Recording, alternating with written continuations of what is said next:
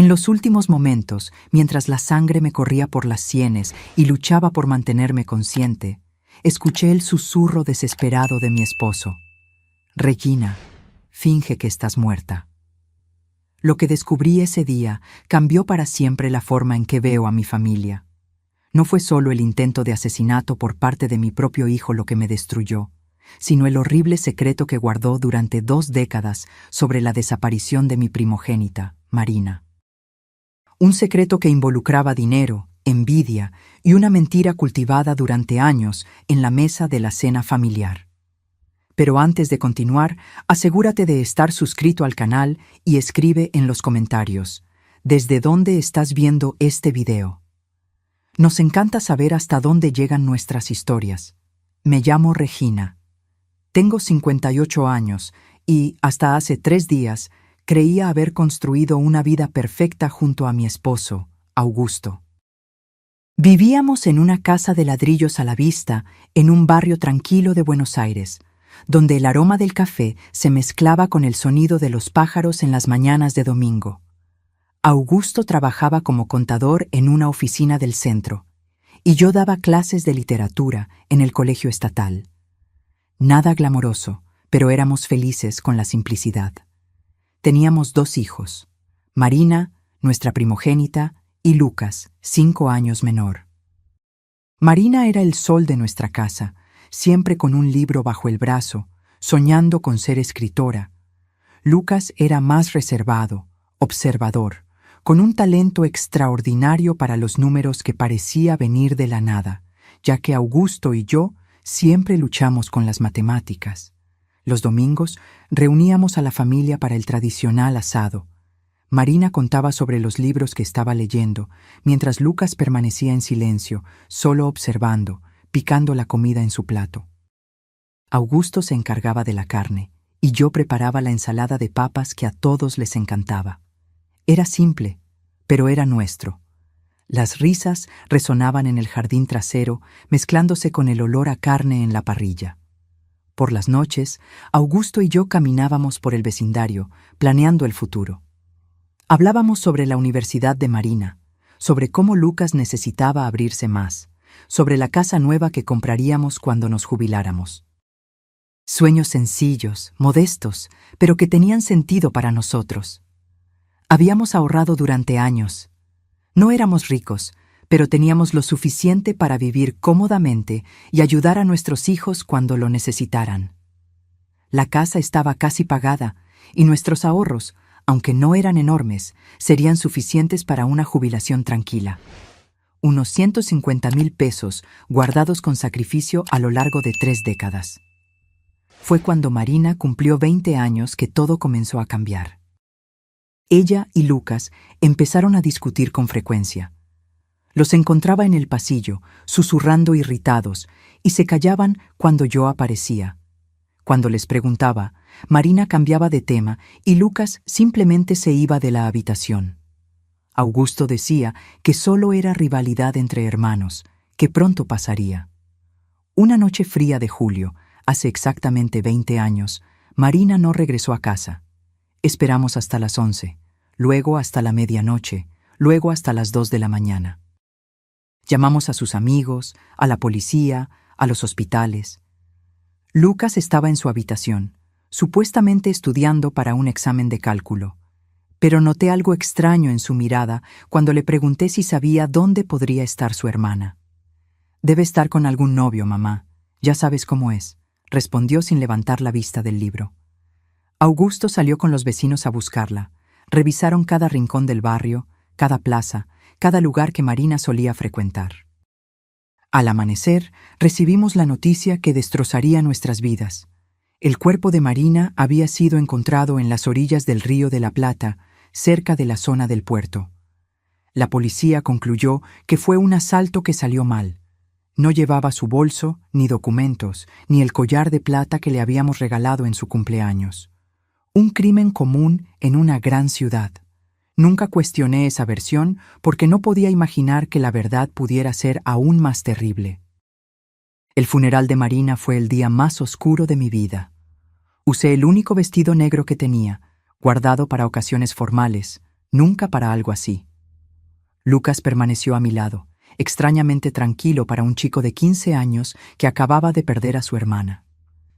Mientras yo me deshacía en lágrimas, él mantenía sus ojos fijos en el ataúd, sin una sola lágrima.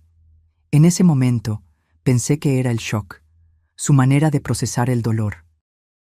Augusto no se separó de mi lado durante todo el funeral, sosteniendo mi mano, apoyándome cuando mis piernas flaqueaban. «Vamos a superar esto juntos», me susurraba, aunque notaba una extraña vacilación en su voz, como si guardara algo que no podía contarme. Después de la muerte de Marina, Lucas cambió por completo. Se volvió más atento, más presente en casa.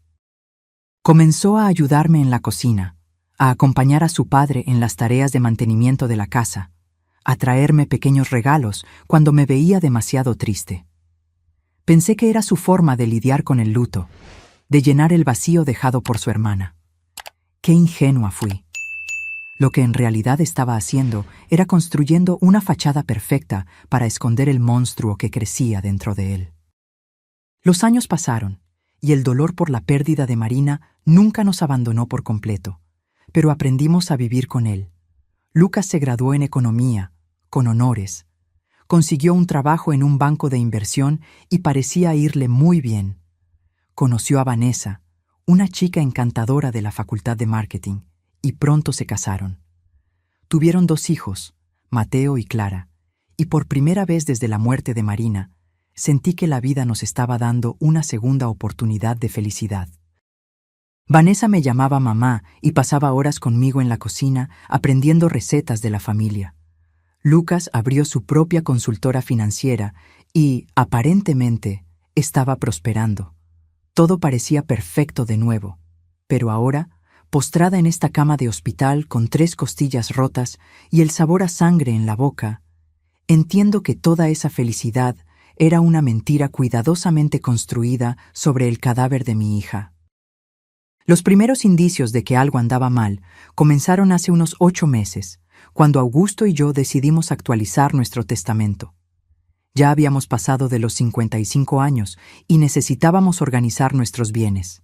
La casa, los ahorros, la pequeña finca que heredé de mis padres en las afueras. Fue Lucas quien sugirió que buscáramos un abogado. Mamá, papá, ya no son tan jóvenes, necesitamos asegurarnos de que todo esté en orden, dijo con esa sonrisa que ahora me parece tan calculadora. Vanessa estaba a su lado, sosteniendo mi mano con esos dedos delicados que, más tarde, ayudarían a empujarme a la muerte. Los amamos demasiado y queremos asegurarnos de que estén protegidos, agregó con su voz dulce. El abogado, el doctor Fabricio, un hombre de mediana edad que conocíamos a través de amigos en común, nos explicó nuestras opciones. Podríamos crear un fideicomiso, dividir los bienes entre los nietos, o hacer un testamento convencional. Lucas insistió en que lo nombráramos a él y a Vanessa como únicos herederos, argumentando que ellos se encargarían de la distribución a los nietos cuando llegara el momento. Además, dijo, mirándome a los ojos con una intensidad que me incomodó, van a necesitar de nosotros cuando sean mayores. Es mejor que tengamos acceso a los recursos para cuidarlos adecuadamente. Algo en su tono me causó un malestar inexplicable, pero Augusto pareció convencido.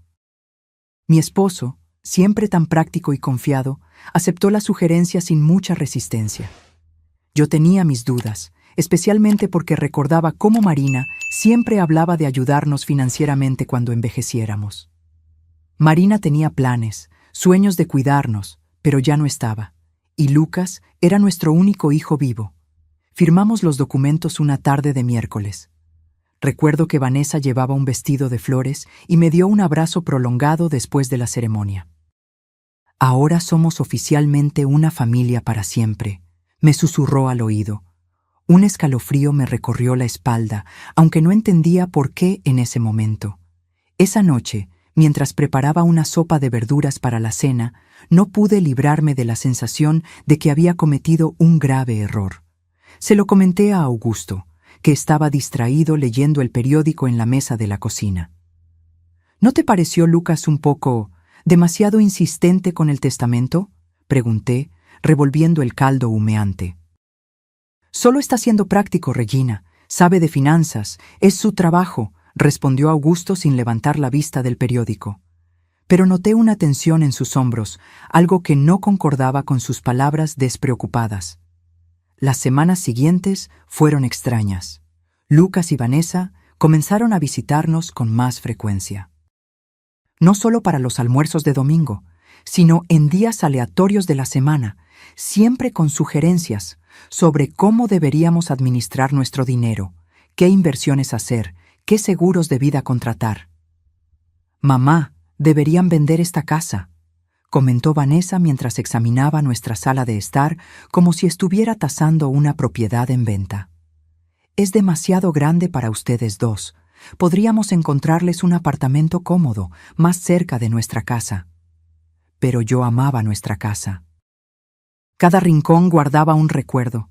La marca en la pared de la cocina donde medíamos la altura de Marina y Lucas cuando eran niños. El escalón que crujía en la escalera y que anunciaba cuando alguien bajaba por la noche. El rincón de lectura en el porche donde Marina pasaba horas devorando libros. No podía imaginar vivir en ningún otro lugar. Cuando lo expresé, vi un destello de irritación en los ojos de Lucas que me provocó un escalofrío. «Mamá, estás siendo irracional», dijo en un tono que nunca había usado conmigo antes. «Esta casa es enorme para 2 personas de su edad. Si uno de ustedes se cae por esas escaleras, puede ser fatal». Vanessa asintió vigorosamente. «Además, el mantenimiento debe costar una fortuna. Sería mucho más inteligente vender ahora, mientras el mercado inmobiliario está al alza».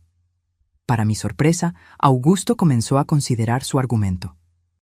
Mi esposo, que siempre había dicho que moriría en esa casa, ahora hablaba de ser práctico y de pensar en el futuro. Había algo en su mirada que no pude descifrar, una mezcla de miedo y resignación que no encajaba con el hombre decidido que yo conocía. Una noche, después de otra de esas conversaciones tensas, confronté a Augusto en la habitación. «¿Qué está pasando? ¿Por qué estás considerando vender nuestra casa? Siempre dijiste que jamás nos iríamos de aquí». Él suspiró profundamente, sentándose en el borde de la cama con los hombros caídos. «Regina, tal vez tengan razón. Ya no somos tan jóvenes como antes». Pero vi algo en sus ojos, una sombra de duda, un secreto que no podía compartir. La situación escaló cuando Lucas sugirió que le diéramos un poder para administrar nuestras finanzas. «Es solo una precaución», explicó mientras Vanessa preparaba un té en nuestra cocina, moviéndose como si el espacio ya fuera suyo. «Si uno de ustedes se enferma o tiene un problema, podemos encargarnos de todo sin complicaciones legales». La forma en que lo dijo, tan naturalmente, casi me convence. Casi. Esa noche no pude dormir. Me quedé mirando el techo, escuchando la respiración de Augusto a mi lado, tratando de entender por qué me sentía tan incómoda con la preocupación aparentemente legítima de mi hijo. Al día siguiente, llamé a mi hermana mayor, Elena, para pedirle consejo. Elena siempre fue más desconfiada, más perspicaz que yo. «Regina, ¿no te parece extraño que Lucas esté tan ansioso por controlar el dinero de ustedes? Tiene un buen trabajo, su consultora parece ir bien. ¿Por qué esa obsesión con sus finanzas?» Sus palabras me golpearon como un rayo. Tenía razón. Lucas nunca había demostrado problemas financieros, nunca pidió dinero prestado, nunca mostró señales de dificultad económica. Al contrario, siempre se encargaba de mostrarnos lo mucho que estaba prosperando. El auto nuevo, los viajes internacionales, la escuela cara de sus hijos. Esa tarde, cuando Lucas vino para otra de sus conversaciones sobre el futuro, decidí confrontarlo directamente. «Hijo», comencé mientras nos sentábamos en la sala de estar, «¿por qué es tan importante para ti tener control sobre nuestras finanzas? Tu padre y yo todavía estamos lúcidos y somos capaces». Su reacción fue inmediata y reveladora. Su rostro se endureció y por un instante vi algo en sus ojos que nunca había visto antes, algo frío, calculador y espantosamente familiar. «Mamá», No se trata de control, respondió con voz tensa. Se trata de amor, cuidado y responsabilidad familiar. Pero la forma en que pronunció responsabilidad familiar sonó más como una amenaza que como una expresión de afecto. Esa noche, después de que Lucas y Vanessa se fueran, Augusto y yo tuvimos la primera discusión seria en años. Él pensaba que yo estaba exagerando, viendo problemas donde no los había. Insistí en que algo no estaba bien, que el comportamiento de nuestro hijo había cambiado drásticamente. Augusto, le dije mientras lavábamos los platos de la cena, ¿recuerdas cómo era Lucas antes de la muerte de Marina? Era diferente, más distante, más... No sé cómo explicarlo, pero algo en él me asustaba a veces. Mi esposo se paralizó, el plato enjabonado suspendido en el aire. En sus ojos vi algo que nunca había visto antes. Reconocimiento mezclado con terror. Regina, me dijo con voz baja, casi un susurro. Hay cosas sobre la muerte de Marina que nunca te conté. Mi corazón se aceleró tanto que pensé que iba a explotar. Las palabras de Augusto me golpearon como un puñetazo. ¿Qué quieres decir? ¿De qué hablas? Augusto se sentó pesadamente en una de las sillas de la cocina, la misma mesa donde compartimos miles de comidas en familia, donde Marina solía escribir sus cuentos, donde Lucas siempre estuvo observando en silencio. Se pasó las manos por el rostro, como si intentara borrar los recuerdos que lo atormentaban desde hacía 2 décadas. La noche en que Marina desapareció, comenzó con voz ahogada. Lucas no estaba en su habitación estudiando como nos dijo. Lo vi salir de casa alrededor de las 8. Algo en su comportamiento me preocupó, así que lo seguí. Había estado muy extraño esos días, más agresivo, más reservado. Augusto hizo una pausa, mirando sus manos como si la terrible verdad estuviera escrita en ellas. Los vi discutiendo cerca del puerto. Regina, los escuché gritando el uno al otro. El mundo comenzó a girar a mi alrededor. ¿Sobre qué discutían?, pregunté, aunque una parte de mí ya no quería saber la respuesta. Augusto levantó la vista, y vi lágrimas que ni siquiera había derramado en el funeral de nuestra hija. Sobre dinero, Regina. Lucas estaba furioso porque Marina era la primogénita, porque según la tradición de mi familia, ella recibiría la mayor parte de la herencia. Pero había algo más, algo sobre el dinero que Lucas estaba tomando sin permiso. ¿Qué dinero?, pregunté, sintiendo que el suelo desaparecía bajo mis pies. Augusto respiró hondo antes de continuar. 2 días antes de morir, Marina me buscó en el garaje donde arreglaba el auto. Había descubierto que Lucas estaba desviando dinero de nuestra cuenta de ahorros, pequeñas cantidades al principio, luego valores mayores. Ella tenía pruebas, pasó semanas investigando. Mi mente se negaba a procesar lo que estaba escuchando. Mi hijo menor, que siempre fue tan atento después de la muerte de su hermana, ¿nos estaba robando incluso antes de que Marina muriera? ¿Por qué nunca me lo contaste?, le recriminé a Augusto, sintiendo una doble traición. Porque cuando llegué al puerto esa noche, ya era demasiado tarde, respondió con voz estrangulada. Vi a Lucas parado al lado del cuerpo de Marina. Mi hijo estaba temblando, llorando, repitiendo sin parar. Fue un accidente, fue un accidente. Me miró desesperado y me suplicó. Papá, Marina me amenazó, me dijo que le iba a contar todo a mamá. Se me abalanzó, solo me defendí y se resbaló. Te juro que fue un accidente. Las lágrimas corrían por mi rostro incontrolablemente. «¿Y tú le creíste?», murmuré, aunque ya sabía la respuesta. Augusto asintió lentamente, con una expresión de culpa que lo había perseguido durante 2 décadas. Era mi hijo, Regina. Mi hijo menor me estaba pidiendo ayuda y Marina ya estaba muerta. No podía traer a una de vuelta destruyendo al otro. Creí que realmente había sido un accidente, que Lucas había aprendido la lección, que se convertiría en una mejor persona. ¿Y el dinero robado?, pregunté, necesitando saber cada detalle de esta pesadilla. Lucas prometió que lo devolvería poco a poco. Juró que había sido una mala decisión, que estaba desesperado, que nunca volvería a hacer algo así. Pero nunca devolvió un solo centavo. De hecho, siguió tomando pequeñas cantidades que yo fingía no notar, porque confrontarlo significaría admitir que encubrí un asesinato. Me convertí en su cómplice, Regina. Cada vez que me quedé en silencio, cada vez que ignoré los retiros, me hacía más cómplice. La horrible realidad comenzó a tomar forma en mi mente. Por eso está tan interesado en controlar nuestras finanzas ahora, murmuré. No es porque le importemos. Es porque quiere terminar lo que empezó hace 20 años. Augusto asintió gravemente. Y hay algo más, Regina. Algo que descubrí hace unas semanas. ¿Qué más puede haber? Pregunté, sintiendo que mi corazón no soportaría más revelaciones. Augusto fue a su oficina y regresó con una carpeta que había escondido entre otros documentos. He estado investigando discretamente las finanzas de Lucas. Su consultora no va tan bien como nos hace creer. De hecho, está al borde de la quiebra. Le debe más de 200,000 pesos a bancos e inversores. Los papeles temblaban en mis manos mientras leía los números. Lucas no era el hombre exitoso que fingía ser. Era un fracaso desesperado que había vivido de mentiras y dinero robado durante décadas. ¿Vanessa sabe todo esto?, pregunté, recordando su dulce sonrisa y sus cariñosos abrazos.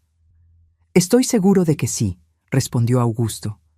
Noté cómo dirige las conversaciones cuando hablan de nuestro dinero, cómo hace preguntas específicas sobre nuestros ahorros, el valor de la casa, nuestros seguros. No son preguntas inocentes, Regina. Son preguntas de alguien que está calculando exactamente cuánto vale nuestra muerte. Esa frase me heló hasta los huesos. Nuestra muerte, repetí en un susurro. Fue la primera vez que consideré que Lucas podría querer hacernos daño físico. Hasta ese momento pensé que solo quería robarnos o engañarnos. Pero si había matado a su propia hermana por dinero, ¿qué le impediría matar a sus padres por la misma razón? Augusto, dije, agarrando sus manos, tenemos que ir a la policía. Tenemos que contarles la verdad sobre Marina y sobre lo que está pasando ahora. Pero mi esposo sacudió la cabeza con una mirada de desesperación que me partió el corazón. ¿Con qué pruebas, Regina? Soy cómplice del encubrimiento del asesinato de nuestra hija. Si hablo ahora, también voy a la cárcel. Hizo una pausa, el peso de 2 décadas de silencio evidente en su rostro envejecido. ¿Y quién le creería a un anciano de 62 años que guardó este secreto durante 20 años? Tenía razón. ¿Vamos a esperar a que nos mate como mató a Marina?, pregunté, con la voz temblorosa por el miedo y la rabia. Vamos a ser cautelosos, dijo Augusto, tratando de sonar más confiado de lo que realmente estaba. Vamos a encontrar una manera de protegernos, de reunir pruebas para... Sus palabras fueron interrumpidas por el timbre del teléfono. Era Lucas. «Hola, mamá», dijo con esa voz dulce que ahora sonaba siniestra en mis oídos. Vanessa y yo estábamos pensando, y creemos que sería increíble celebrar su aniversario de bodas con algo especial. ¿Qué tal si los llevamos a aquella sierra en San Carlos de Bariloche de la que siempre hablan? Podríamos hacer una caminata en familia, tomar fotos y pasar un día perfecto juntos. Mi sangre se congeló. Miré a Augusto, que había escuchado la conversación en altavoz y tenía la misma expresión de terror. «Es una idea muy amable, hijo», logré responder con voz temblorosa. «Pero déjanos pensarlo y te devolvemos la llamada mañana». Después de colgar, Augusto y yo nos miramos en silencio, sabiendo que acabábamos de recibir una invitación a nuestra propia ejecución. «La sierra», murmuré. «Nos va a llevar a la sierra para matarnos y hacer que parezca un accidente, igual que hizo con Marina en el puerto». Augusto asintió gravemente. Esa noche no dormimos ni un minuto, aferrados el uno al otro en la cama, planeando cómo podríamos salvarnos de nuestro propio hijo. Los días siguientes fueron una pesadilla de terror y fingimiento. Augusto y yo Teníamos que actuar con normalidad cuando Lucas y Vanessa nos visitaban, sonriendo cuando hablaban del paseo por la sierra, asintiendo cuando nos contaban emocionados sobre pasar tiempo en familia. Pero por dentro, cada fibra de mi ser gritaba de miedo. Sabía que estaba mirando a los ojos del asesino de mi hija y ahora él estaba planeando hacernos lo mismo a mi esposo y a mí. Vanessa apareció el viernes por la tarde con una bolsa de compras y esa sonrisa radiante que ahora parecía la máscara de un demonio. «Regina, querida», me dijo, abrazándome con esos brazos que en breve me empujarían a la muerte. Compré algunas provisiones para nuestra aventura en la sierra, sándwiches, agua, frutas, todo lo que necesitamos para el picnic. Me mostró el contenido de la bolsa como una niña entusiasmada, pero yo solo podía pensar en cómo cada uno de esos artículos se usaría para encubrir nuestro asesinato. «También traje mi cámara nueva», agregó, sacando una costosa cámara digital de su bolso. «Quiero capturar cada momento de este día especial. Serán fotos que atesoraremos para siempre». La ironía de sus palabras me dio náuseas. La única foto que tomaría sería la de nuestros cuerpos destrozados en el fondo de algún precipicio. Lucas llegó poco después cargando una mochila de senderismo de aspecto nuevo. «Papá», le dijo a Augusto con entusiasmo forzado, «compré todo el equipo necesario para una caminata segura. Cuerdas, linternas, botiquín de primeros auxilios». Cada palabra sonaba como una burla cruel. Equipo de seguridad para planear nuestros asesinatos. La perversidad de la situación me mareó. «¿No es un poco peligroso para personas de nuestra edad?», pregunté, tratando de sonar casual mientras buscaba cualquier excusa para cancelar el viaje. Vanessa me acarició el rostro con esa falsa ternura que me revolvía el estómago. «Por eso elegimos un sendero muy tranquilo y seguro», me aseguró. «Es una caminata que hasta los niños pueden hacer. Además, Lucas y yo estaremos allí para cuidarlos todo el tiempo». Sí. Ellos estarían allí para cuidarnos hasta el momento exacto en que decidieran empujarnos por un acantilado. Esa noche, cuando finalmente se fueron, Augusto y yo nos sentamos en la sala, temblando no solo por el frío, sino por el terror absoluto que habíamos contenido durante horas. «No podemos ir», le dije, agarrando sus manos. «Simplemente no podemos. Inventaremos alguna excusa». «Si no vamos», respondió Augusto con voz grave, «encontrarán otra manera de matarnos. Tal vez algo que parezca aún más accidental, como una fuga de gas o un incendio en la casa. Al menos en la sierra, sabemos lo que van a intentar hacer». Sus palabras tenían una lógica terrible que no me consolaba en absoluto. «Entonces, ¿qué sugieres?», pregunté, desesperada por encontrar alguna solución que salvara nuestras vidas. Augusto se quedó pensativo por unos minutos antes de responder. «Iremos, pero estaremos preparados. Esconderé mi teléfono y lo configuraré para que grabe todo. Si logramos sobrevivir, tendremos pruebas. Si no...». Su voz se quebró. «Al menos alguien sabrá la verdad». La mañana del sábado apenas pudimos tocar el desayuno. Sabíamos que podría ser nuestra última comida juntos en nuestra casa, en esa cocina donde compartimos tantos momentos felices cuando éramos una familia de verdad. Augusto revisó su testamento una vez más, asegurándose de que, si algo nos sucedía, Lucas no obtendría todo sin que hubiera algún registro de nuestras sospechas. «Escribí una carta», me confesó, sacando un sobre sellado de la gaveta de su escritorio. «Está dirigida a tu hermana Elena. En ella explico todo lo que sabemos sobre la muerte de Marina y lo que creemos que Lucas planea hacernos. La escondí en la caja de recuerdos del ático. Si no volvemos de este paseo, al menos ella sabrá dónde buscar la verdad». El sábado amaneció con un cielo azul despejado que parecía burlarse de nuestra situación. Lucas llegó temprano, silbando una melodía alegre que me heló la sangre. «Buenos días, tortolitos», gritó desde la puerta principal. «¿Listos para la gran aventura?». Vanessa apareció justo detrás de él, radiante como una novia el día de su boda. excepto que esta era una boda con la muerte. Durante el desayuno, que apenas pudimos comer, Lucas nos explicó el itinerario que seguiríamos con todo detalle. «Es un sendero precioso», dijo, extendiendo un mapa sobre la mesa. «Lleva a un mirador desde donde se puede ver todo el valle. Dicen que las vistas son espectaculares». Sus ojos brillaban con un entusiasmo que me parecía demoníaco. Por supuesto, las vistas serían espectaculares. Serían las últimas que veríamos en nuestras vidas. «El sendero tiene algunas partes empinadas», agregó Vanessa como si nos estuviera dando información turística útil, «pero nada que excursionistas experimentados como ustedes no puedan manejar». Su comentario sobre nuestras supuestas habilidades para el senderismo sonó como una broma cruel. Éramos dos sexagenarios que apenas caminábamos hasta la panadería de la esquina los domingos. Mientras cargábamos el auto, vi a Lucas revisar meticulosamente su mochila, asegurándose de que tenía todo lo que necesitaba para su plan. Noté cuerdas, una pala pequeña y algo que parecía una pistola de bengalas.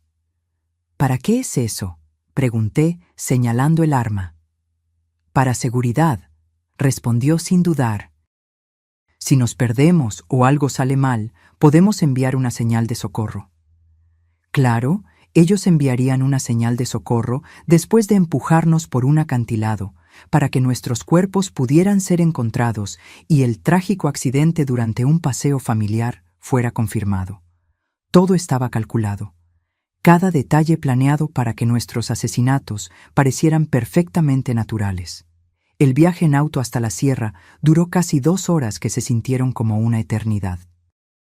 Vanessa puso música alegre y cantaba junto a las canciones como si de verdad estuviéramos yendo a un divertido paseo familiar. Lucas conducía con cuidado, obedeciendo todos los límites de velocidad, deteniéndose en cada señal de alto.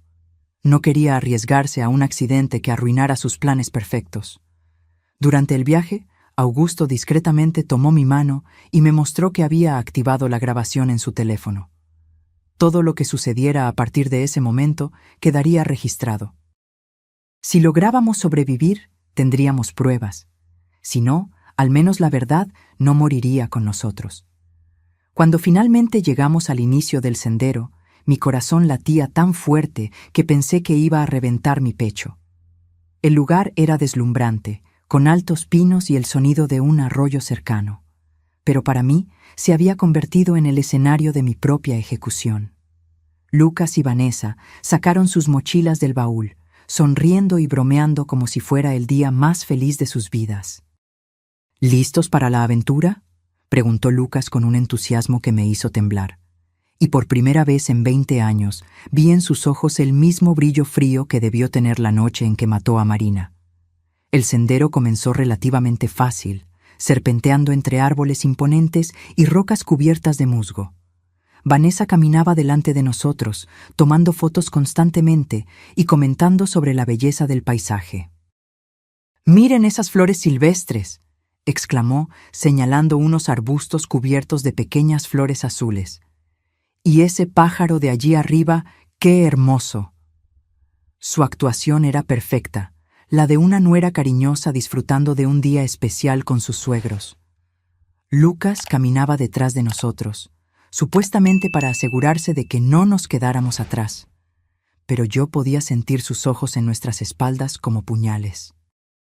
Cada vez que me volteaba para mirarlo, él sonreía con esa sonrisa que había perfeccionado a lo largo de 20 años de mentiras. «¿Cómo se sienten, mamá y papá?», preguntaba con falsa preocupación. «¿Necesitan detenerse a descansar?». Después de 1 hora de caminata, comenzamos a subir por una parte más empinada del sendero. Mis piernas ya pesaban como plomo y Augusto respiraba con dificultad. No estábamos acostumbrados a este tipo de ejercicio y nuestros hijos asesinos lo sabían perfectamente. Habían elegido una ruta que nos agotaría físicamente, haciéndonos vulnerables para cuando llegara el momento de ejecutar su plan. «Estamos casi en el mirador», anunció Vanessa animadamente. Aunque, de acuerdo con el mapa que vi en la mesa del desayuno, todavía nos quedaba al menos media hora de caminata, Su mentira confirmó que no tenían intención de llegar al mirador oficial. El lugar donde planeaban matarnos debía estar mucho más cerca. Durante la caminata intenté memorizar cada detalle del sendero, cada árbol distintivo, cada formación rocosa que pudiera servir como referencia si lograba sobrevivir y necesitaba explicarle a la policía exactamente dónde había sucedido todo. Augusto hacía lo mismo, y ocasionalmente intercambiábamos miradas cargadas de terror y determinación. Sabíamos que estábamos caminando hacia nuestra muerte, pero también sabíamos que era nuestra única oportunidad de conseguir pruebas contra nuestros asesinos. ¡Oh, miren eso!, exclamó de repente Vanessa, señalando una formación rocosa que se elevaba a nuestra derecha. Ese acantilado tiene una vista increíble. ¿Por qué no subimos allí para tomar algunas fotos especiales? Mi sangre se congeló. Ahí estaba, el lugar que habían elegido para nuestro asesinato. El acantilado se elevaba unos 30 metros sobre el sendero principal, accesible por un camino secundario que parecía mucho más peligroso que el que habíamos seguido. Las piedras estaban sueltas, había menos árboles a los que agarrarse en caso de tropezar, y desde la cima se podía ver un precipicio que descendía hasta un valle rocoso y desolado. No sé si es una buena idea, dije, tratando de sonar casual. Ese sendero parece bastante empinado para gente de nuestra edad. Pero Lucas ya había comenzado a subir hacia el desvío, llevando su mochila llena de equipo de seguridad que yo sabía que no usaría para salvarnos. «Vamos, mamá», dijo con esa voz persuasiva que usaba de niño y con la que quería convencerme de algo. Solo tomará unos minutos. Además, Vanessa tiene razón. Las fotos desde allí serán espectaculares. La forma en que dijo espectaculares me hizo temblar. Serían espectaculares para cualquiera que las viera después, como prueba de nuestro accidente. Augusto me apretó la mano discretamente, recordándome que su teléfono estaba grabando todo. Teníamos que seguir adelante. Teníamos que llegar hasta el final para conseguir las pruebas necesarias. Si nos negábamos ahora, simplemente encontrarían otra oportunidad, otro lugar, otra excusa para matarnos. La subida hasta el acantilado fue agotadora. Las piedras sueltas se deslizaban bajo nuestros pies, y más de una vez estuve a punto de caer. Pero lo más aterrador era darme cuenta de lo perfecto que era ese lugar para un asesinato. Si alguien accidentalmente tropezaba y caía desde la cima, no habría ninguna posibilidad de sobrevivir. Y, lo que es más importante, no habría testigos. «¡Casi llegamos!», gritó Vanessa desde arriba, a donde ya había llegado con la agilidad de alguien que había planeado esta ruta cuidadosamente. Lucas la siguió, y luego nos ayudó a Augusto y a mí a completar los últimos metros de la subida. Sus manos en mis brazos se sintieron como las garras de un depredador. El mirador era realmente impresionante. Desde allí se podía ver todo el valle, las montañas a lo lejos y el río serpenteando entre árboles centenarios. En cualquier otra circunstancia, habría sido un momento hermoso para compartir en familia. Pero sabiendo lo que yo sabía, el lugar me pareció el escenario perfecto para una pesadilla. «¡Vengan aquí para las fotos!», exclamó Vanessa, posicionándose cerca del borde del acantilado. «Quiero el valle al fondo». Augusto y yo nos acercamos lentamente, cada paso llevándonos más cerca de nuestro destino final. Pude ver a Lucas posicionándose estratégicamente detrás de nosotros, calculando ángulos, midiendo distancias. «Perfecto», dijo Vanessa, levantando su cámara. «Ahora, abrácense y sonrían».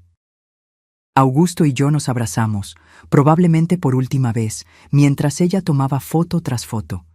Cada destello de la cámara parecía un relámpago que anunciaba la tormenta que estaba a punto de llegar. «Una más», sugirió Lucas, acercándose a nosotros. «Pero esta vez, den un paso atrás para que el paisaje se vea mejor». Un paso atrás significaba estar exactamente en el borde del precipicio. Augusto y yo intercambiamos una mirada. La hora había llegado.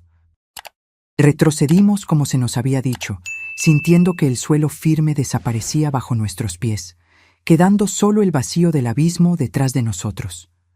Vanessa levantó la cámara una vez más, pero esta vez vi algo diferente en sus ojos. Ya no había necesidad de fingir. La máscara se había caído. «Sonrían», dijo con una voz que ya no tenía nada de dulce. «Esta será la última foto de ustedes». En ese momento, Lucas se abalanzó hacia nosotros con los brazos extendidos. El plan era simple: empujarnos hacia atrás para que cayéramos al vacío, tomar algunas fotos del accidente y luego bajar a encontrar nuestros cuerpos destrozados. Pero Augusto se había preparado para este momento.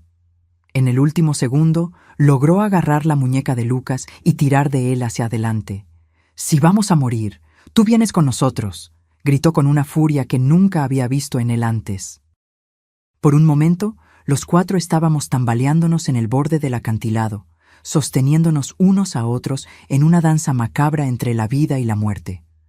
Vanessa gritó e intentó ayudar a Lucas, pero el peso de todos nosotros era demasiado.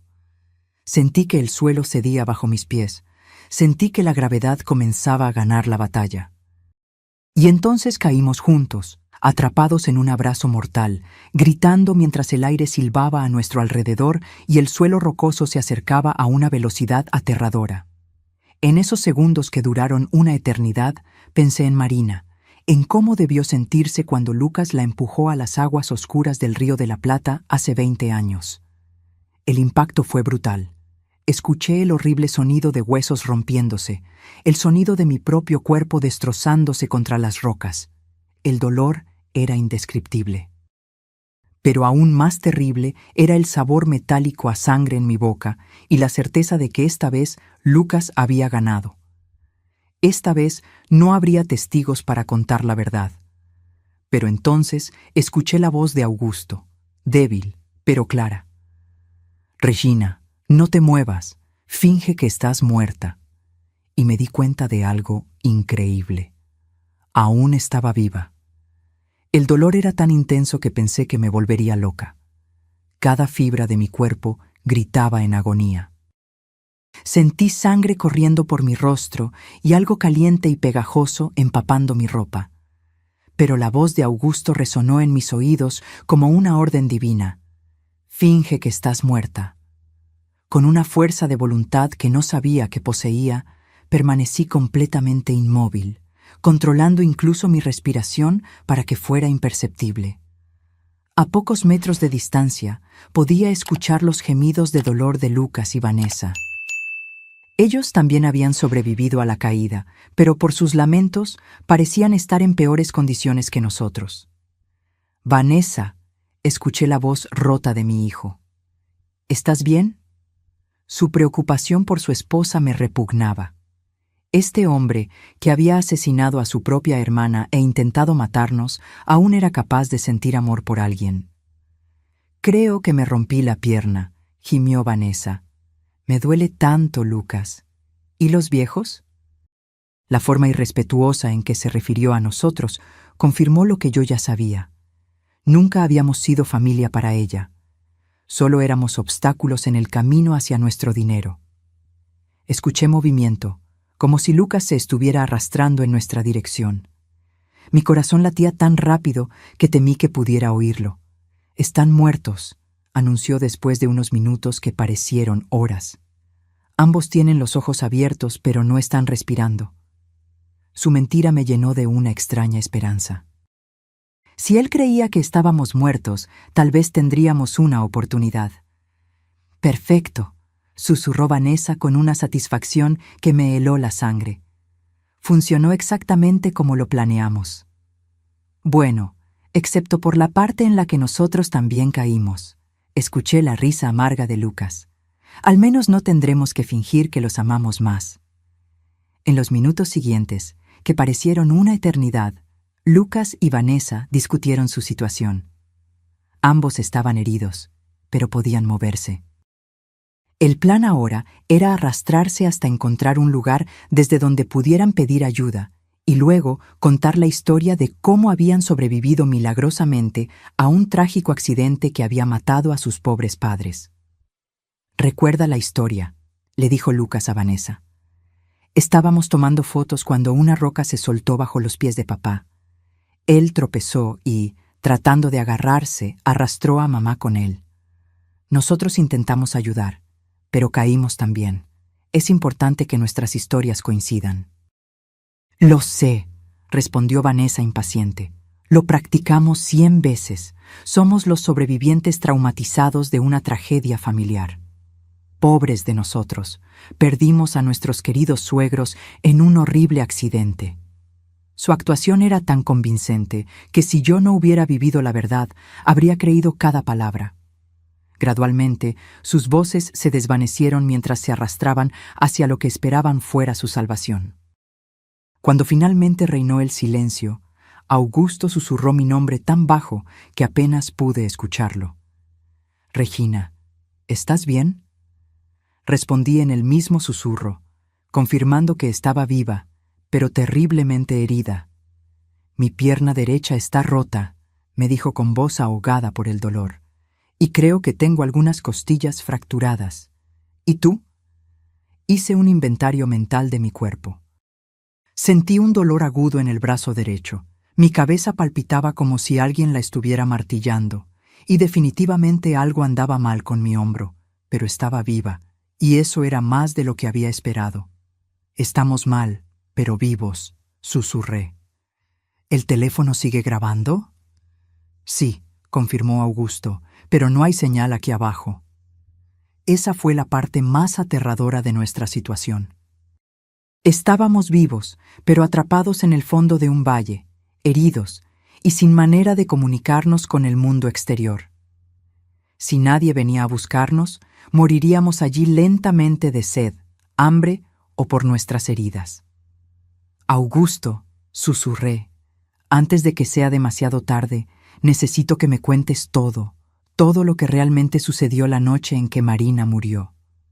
Mi esposo suspiró profundamente, como si hubiera estado esperando este momento durante 20 años.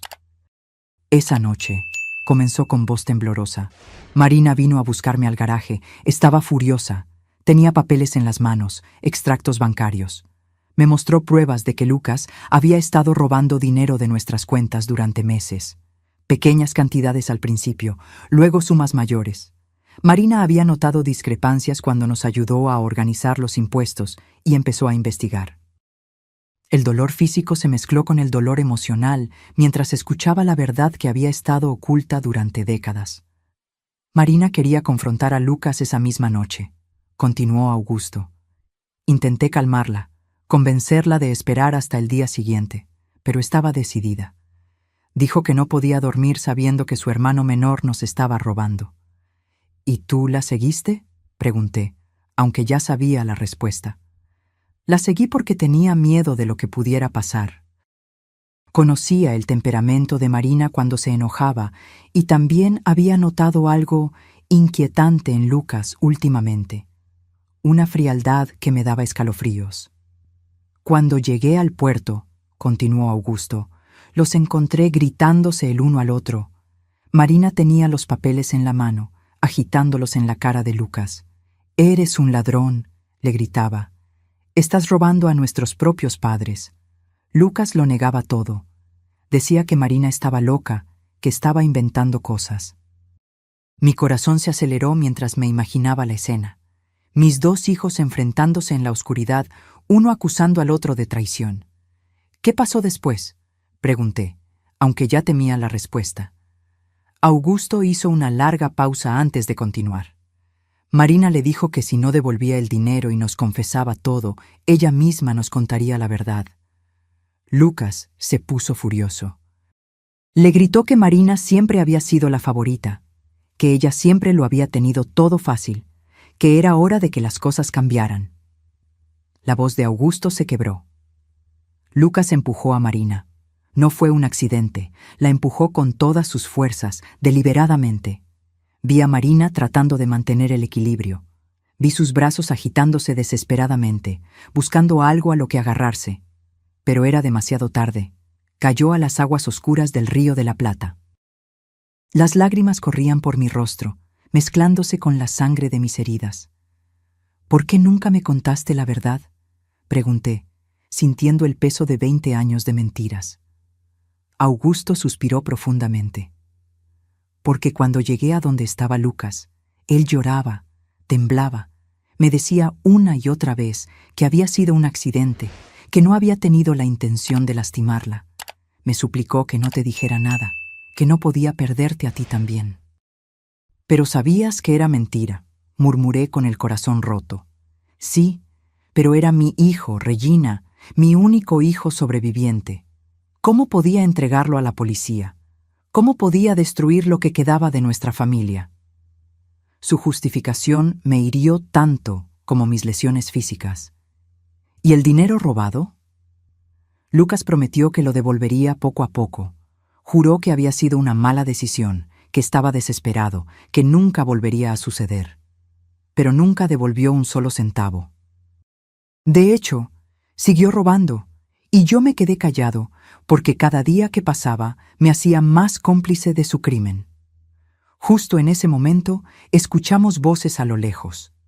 Lucas y Vanessa habían logrado encontrar ayuda. Pronto, los equipos de rescate estarían allí, y nuestros hijos asesinos interpretarían el papel de sus vidas. Los sobrevivientes traumatizados de una tragedia familiar. Las voces se hicieron cada vez más cercanas, acompañadas por el sonido de helicópteros sobrevolando la zona. El equipo de rescate había llegado, y con ellos llegó el momento más crucial de nuestras vidas. Augusto y yo teníamos que tomar una decisión en cuestión de minutos. Debíamos seguir fingiendo que estábamos muertos hasta encontrar la oportunidad perfecta para revelar la verdad o arriesgarnos a ser rescatados junto con nuestros asesinos. «Regina», susurró Augusto con urgencia. El teléfono grabó todo lo que pasó allí arriba. Tenemos la confesión de Vanessa sobre el plan. Tenemos a Lucas admitiendo que somos obstáculos. Tenemos todo. Pero si nos encuentran vivos ahora, pueden destruir las pruebas antes de que logremos entregarlas a las autoridades. Tenía razón. Si Lucas y Vanessa se daban cuenta de que habíamos sobrevivido y escuchado sus confesiones, encontrarían una forma de silenciarnos para siempre. Esta vez no sería un accidente. Sería algo mucho más directo y definitivo. Teníamos que esperar el momento perfecto. «Están aquí abajo», gritó la voz de Lucas desde arriba. «Mis padres, por favor, apúrense». Su actuación era perfecta, su voz rota por el dolor y la desesperación. Si yo no conociera la verdad, habría creído que era un hijo devastado por la pérdida de sus padres. «Señor, mantenga la calma», respondió una voz autoritaria, probablemente del jefe del equipo de rescate. «Bajaremos para evaluarlos. ¿Usted y su esposa pueden moverse?» Escuché el sonido de cuerdas y equipo siendo preparado para el descenso. Vanessa había perfeccionado su papel como la nuera afligida. «No puedo creer que esto haya pasado», sollozó. «Estábamos tomando fotos, tan felices. Todo sucedió tan rápido. Una roca se soltó y cayeron». Cada palabra era como una puñalada en mi corazón, porque yo sabía que ella repetiría esa misma historia a la policía, a la prensa, a cualquiera que quisiera escuchar su versión de los hechos. Los socorristas comenzaron a bajar. Podía escuchar sus voces acercándose, el sonido de sus botas contra la roca, el tintineo de su equipo. Augusto me apretó la mano discretamente, recordándome que teníamos que mantener la farsa, pasara lo que pasara. «¡Están aquí!», gritó uno de los socorristas al encontrarnos. «Tenemos a 2 personas en el fondo del valle». Se acercó a nosotros y comenzó a examinarnos. Mantuve mis ojos cerrados y mi respiración tan superficial que era casi imperceptible. Sentí sus manos buscando un pulso en mi cuello, su oído cerca de mi boca, tratando de detectar la respiración. «Este todavía tiene un pulso débil», anunció, refiriéndose a Augusto. «¿La mujer? No estoy seguro. Necesito al equipo médico aquí abajo de inmediato». Mi corazón se disparó. El plan estaba funcionando. Ellos creerían que Augusto estaba al borde de la muerte, pero aún vivo, mientras yo estaría lo suficientemente cerca de la muerte para no ser una amenaza inmediata. En los siguientes minutos, que se sintieron como horas, Los paramédicos trabajaron en nosotros. Sentí cuando me pusieron una máscara de oxígeno, revisaron mis heridas y me aseguraron a una camilla. Todo el tiempo tuve que luchar contra cada instinto de mi cuerpo que me gritaba que abriera los ojos, que pidiera ayuda, que dejara de fingir. La mujer está en estado muy grave, escuché a uno de los paramédicos informar por radio, pulso casi imperceptible. Necesitamos transportarlos al hospital de inmediato. Perfecto. Nos llevarían al hospital, donde tendríamos la oportunidad de hablar con las autoridades sin que Lucas y Vanessa pudieran silenciarnos. Durante el ascenso en las camillas, pude escuchar los sollozos teatrales de Vanessa y las palabras de consuelo que los socorristas le ofrecían a ella y a Lucas. Fueron muy valientes al sobrevivir a esto, alguien les dijo. Es un milagro que estén relativamente bien. Si supieran que el verdadero milagro era que Augusto y yo estábamos vivos para contar la verdad. En el helicóptero médico, mientras volábamos hacia el hospital, pude sentir la presencia de Augusto en la camilla a mi lado. Los paramédicos estaban enfocados en mantenerlo estable, y por sus conversaciones entendí que estaba en estado crítico. Sus heridas eran más graves que las mías, y por un momento terrible, temí que pudiera morir antes de que tuviéramos la oportunidad de revelar la verdad. Señora, escuché a uno de los paramédicos decirme, si puede oírme, aguante. Estaremos en el hospital en pocos minutos. Su voz era gentil, llena de una compasión genuina que contrastaba dramáticamente con la falsedad que había escuchado de mi propia familia. Cuando llegamos al hospital, el caos fue inmediato. Médicos y enfermeras corrían de un lado a otro, gritando órdenes médicas que yo no entendía. Fui llevada directamente a una sala de emergencias donde comenzaron a trabajar en mis heridas. Tenía que seguir fingiendo que estaba inconsciente, pero también necesitaba encontrar una manera de comunicarme con alguien en quien pudiera confiar. Doctora, escuché a una enfermera decir, los signos vitales de ella son extraños. El pulso está más fuerte de lo que esperaríamos para alguien en su supuesta condición. Mi corazón se saltó un latido. Me habían descubierto. Era tan mala actriz que mi propio cuerpo me estaba traicionando. Murmuró la doctora. A veces sucede en casos de trauma extremo. El cuerpo tiene formas misteriosas de aferrarse a la vida. Vamos a monitorearla de cerca. La señora... Bueno, las próximas horas serán cruciales. Vanessa hizo un sonido que supuestamente era un sollozo de dolor, pero para mí sonó como un suspiro de alivio. ¿Podemos verlos?, preguntó Lucas. Solo por un momento. Necesitamos despedirnos por si acaso. La doctora accedió, y pronto escuché pasos acercándose a mi cama. Fue el momento más peligroso de todos. Tenía que convencer a mi hijo asesino de que realmente estaba muriendo. Sentí la presencia de Lucas junto a mi cama. Su mano tocó la mía, y fue todo lo que pude hacer para no apartarla. Mamá, susurró, si puedes oírme, quiero que sepas que te amo. Siento mucho que esto haya sucedido. Sus palabras eran miel envenenada, dulces en la superficie, pero mortales en su esencia. Vanessa se acercó desde el otro lado. Regina, querida, murmuró, has sido como una madre para mí. Nunca te olvidaremos. Mentira. La única razón por la que no me olvidarían era porque tendrían que vivir con el conocimiento de que me habían asesinado. Pero entonces, Lucas se inclinó más cerca de mi oído y susurró algo que me heló la sangre. Espero que hayas aprendido la lección, mamá. Nunca debiste hacer tantas preguntas sobre nuestras finanzas. Algunas verdades es mejor dejarlas enterradas, igual que a Marina. En ese momento, supe que nuestro plan había funcionado.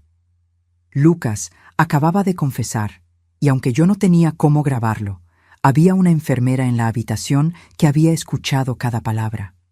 El susurro de Lucas resonó en mis oídos como una confesión directa de su culpa. Había mencionado a Marina. Había admitido que algunas verdades debían permanecer enterradas. Y, lo que es más importante, había reconocido que nuestras preguntas sobre las finanzas habían sido la razón de nuestro accidente.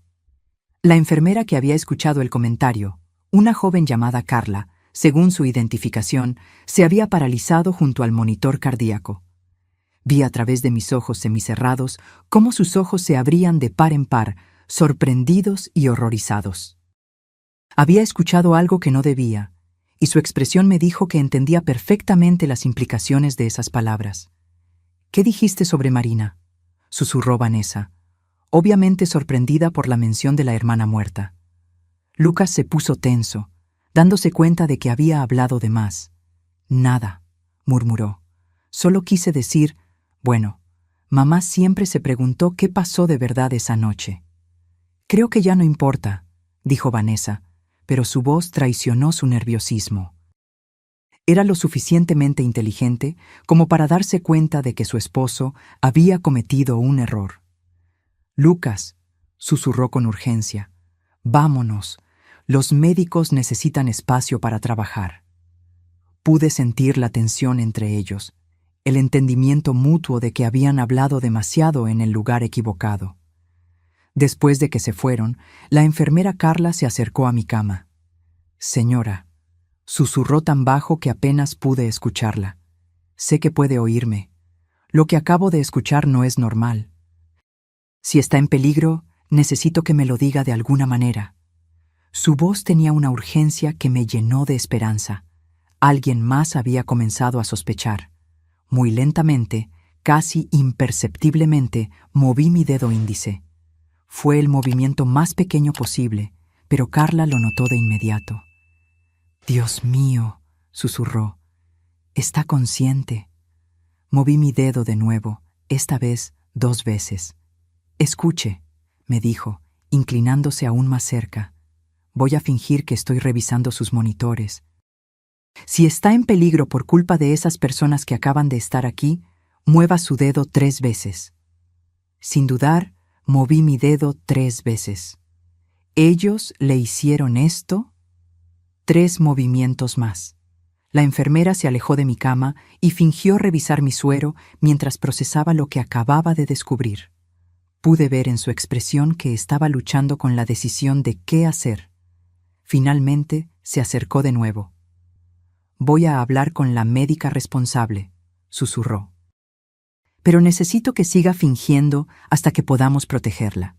¿Entendido?». Moví mi dedo una vez. Los siguientes minutos fueron agonizantes. Carla salió de la habitación y me quedé sola, esperando y rezando para que creyera mi historia y tomara las medidas correctas. Finalmente, escuché pasos que se acercaban. Eran Carla acompañada por una médica mayor y, sorprendentemente, 2 policías.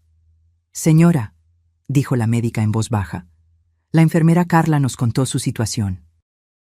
«Si puede oírnos, queremos que sepa que ahora está a salvo. Los oficiales están aquí para protegerla». Una ola de alivio tan intensa casi rompe mi farsa. «¿Puede abrir los ojos?», preguntó uno de los policías. Lentamente, muy lentamente, abrí mis ojos. La luz del hospital me cegó por un momento, pero gradualmente logré enfocarme en los rostros preocupados a mi alrededor. «Gracias a Dios», murmuró Carla. «Pensé que estaba imaginando cosas». «Señora», dijo el policía, un hombre de mediana edad con expresión seria, «soy el detective Marcio. Entendemos que puede estar en una situación muy peligrosa. ¿Puede decirnos qué fue lo que realmente sucedió en esa sierra?». Mi voz salió como un susurro ronco después de horas de fingir inconsciencia. Mi hijo y su esposa nos empujaron». Las siguientes horas fueron un torbellino de declaraciones, grabaciones y revelaciones. Le conté al detective Marcio todo lo que sabía. La muerte de Marina, los robos de Lucas, la presión para cambiar nuestro testamento y, finalmente, el plan para asesinarnos en la sierra. «Mi esposo tiene pruebas grabadas», dije con urgencia. «Todo está en su teléfono. Las confesiones, los planes, todo». El detective fue de inmediato a la habitación donde Augusto estaba siendo atendido. Augusto había recuperado la conciencia poco después de mí, y cuando el detective le explicó la situación, entregó su teléfono sin dudar. «Aquí está todo», dijo con voz débil pero firme. 20 años de mentiras y la verdad sobre lo que pasó hoy. Mientras los técnicos de la policía analizaban la grabación, Lucas y Vanessa permanecían en la sala de espera, interpretando su papel como parientes devastados ante otros visitantes del hospital. No tenían idea de que su cuidadosa actuación estaba a punto de terminar para siempre. «La grabación es clara», anunció el detective después de una hora. «Tenemos confesiones explícitas sobre el asesinato de Marina, admisiones sobre el robo de dinero y pruebas directas de intento de homicidio premeditado contra ustedes dos. Es más que suficiente para arrestarlos». «¿Pero van a arrestarlos aquí?», pregunté, preocupada por nuestra seguridad. «Si se dan cuenta de que estamos vivos y hablando…». El detective asintió, comprendiendo mi preocupación. «Ya tenemos oficiales posicionados. En cuanto tengamos la orden de arresto firmada, los llevaremos. Mientras tanto, ustedes dos están bajo protección policial». La ironía de la situación no se me escapó. Lucas y Vanessa estaban allí abajo, probablemente hablando con familiares de otros pacientes, recibiendo condolencias por nuestra muerte, planeando cómo manejar nuestro funeral y la herencia. No tenían ni idea de que, en los cuartos de arriba del hospital, estábamos derribando su mundo de mentiras cuidadosamente construido. «¿Hay algo más?», pregunté, notando que el detective sostenía unos papeles. «Después de escuchar su historia, investigamos las finanzas de su hijo», respondió, abriendo una carpeta. «No solo está en bancarrota, como sospechaban, sino que también le debe dinero a gente peligrosa, a acreedores que no aceptan excusas». Mi sangre se congeló. ¿Quiere decir que no éramos solo un inconveniente para él?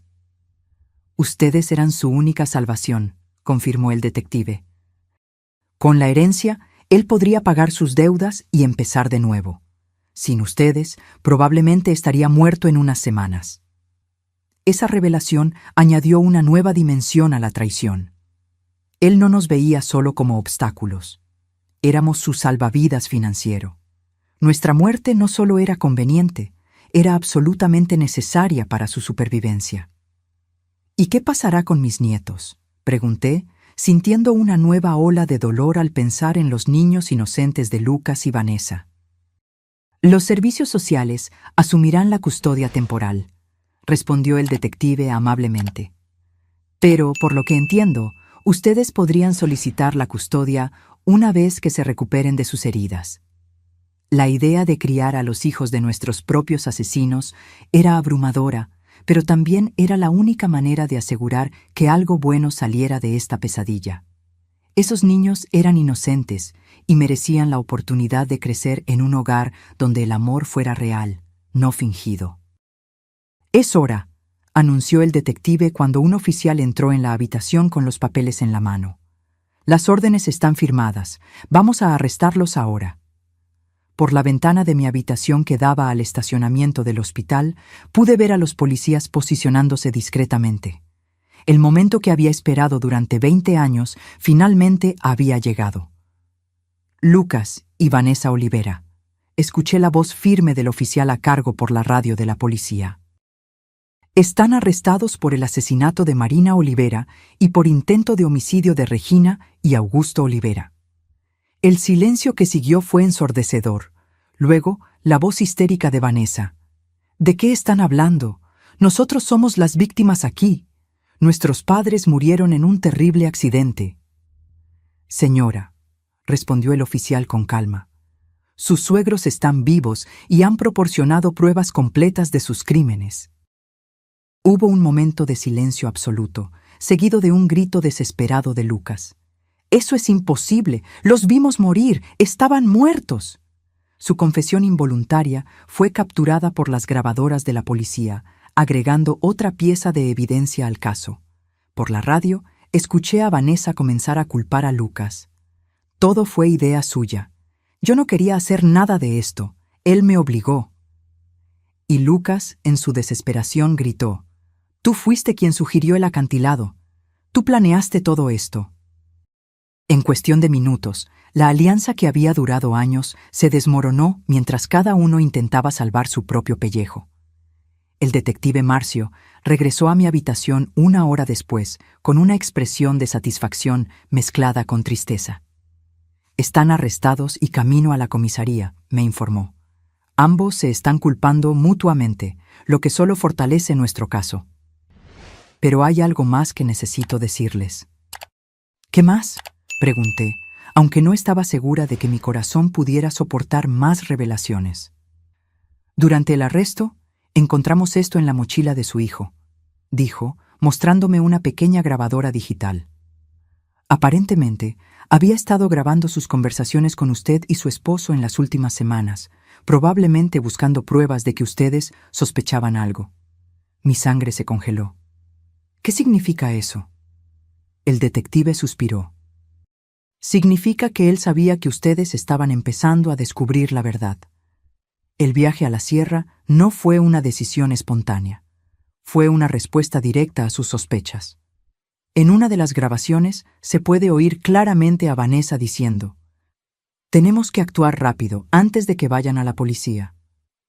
La profundidad de la planificación y la frialdad del cálculo me dejaron sin aliento. No solo planearon matarnos. Habían estado monitoreando nuestras conversaciones, evaluando el nivel de peligro que representábamos para ellos. Éramos ratones en un laberinto, y ellos eran los científicos que observaban cada uno de nuestros movimientos.